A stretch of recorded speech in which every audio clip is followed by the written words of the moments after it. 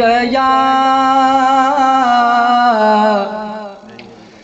या रसूल अल्लाह वसल्लम अलैका या हबीब अल्लाह सल्लल्लाहु अलैका या रसूल अल्लाह वसल्लम अलैका या हबीब अल्लाह।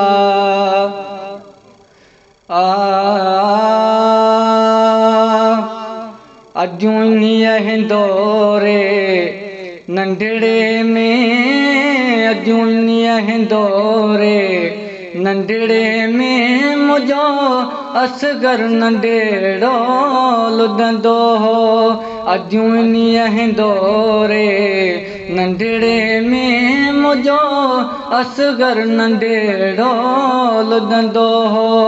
कदें पाक चपन ते चुमड़ियूं दई उथी वेह चवांस त उॾंदो हो। कदें पाक चपन ते चुमड़ियूं दई उथी वेह चवांस त उॾंदो हो। हाय नंढड़ो निंड पियो वाया जागे थो हिक ॾींहुं अंदरि 10-20 दफ़ा। हाय नंढड़ो निंड पियो वाया जागे थो हिक ॾींहुं अंदरि 10-20 दफ़ा। सुरी सुहिणल जी से रांदि अखां सुरी सुहिणल जी से रांदि अखां बिही पल पल बाबो पुछंदो हो।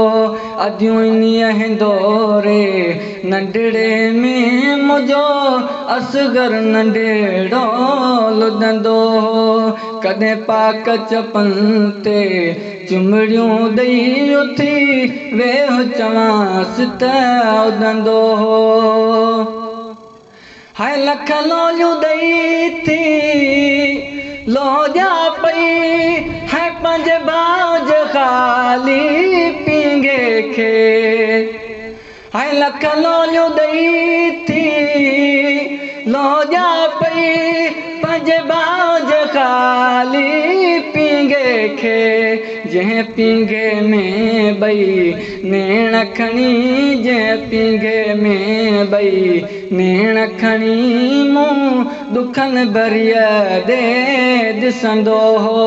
अजूं दौरे नंढड़े में मुझो असगर नंढड़ो लुदंदो हो। कदें पाक चपन ते चुमड़ियूं दई उथी वेह चवांस त उॾंदो हो। हाय जॾहिं ग़ुलाम नबी तूं हित न हूंदे ख़ुबदार तुंहिंजे लाइ चवंदा। हाय जॾहिं ग़ुलाम नबी तूं हित न हूंदे ख़ुबदार तुंहिंजे लाइ चवंदा। त महबूब करीम जे बचड़नि जा त महबूब करीम जे बचड़नि जा ॾाढा लफ़्ज़ ॾुखारा लिखंदो हो। अजूं दौरे नंढड़े में मुझो असगर नंढड़ो लुदंदो हो।